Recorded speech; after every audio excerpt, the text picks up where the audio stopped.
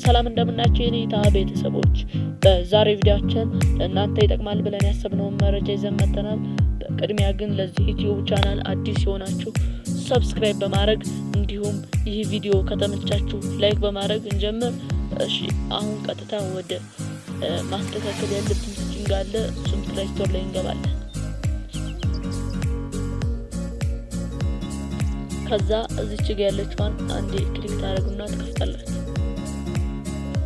አሁን ይሄንን ሴቲንግ በማስተካከል ብቻ በጣም ጎጂ የሆኑትን አፖች የራሱ ያመጣላችኋል ማለት ነው። እንግዲህ አሁን እዚህ ጋር ተርን ኦን ፕላይ ፕሮቴክት ስካኒንግ የምትለዋን አንዴ ክሊክ አድርገን እንከፍታለን። ከዛ በኋላ እዚህ ጋር የሴቲንግ ምልክት ያለችባትን እሷን አንዴ ክሊክ አድርገን እንከፍታለን።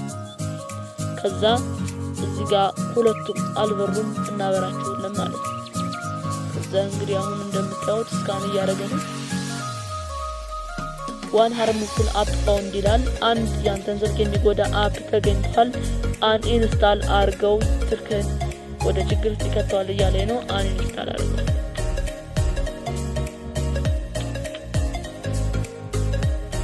እናንተም እንዲህ ስካን እያደረጋችሁ በየቀኑ ስካን በማድረግ ጎጂ የሆኑትን አፖች ያሳያችኋል ማለት ነው። ይህንን ሲስተም በመጠቀም ብቻ ስልካችሁ ላይ ያሉትን ጎጂ አፖች በሙሉ ማስወገድ ትችላላችሁ ማለት ነው። ቀጣይ ቪዲዮ እስከምንገናኝ ድረስ ቸር ሰንብቱ።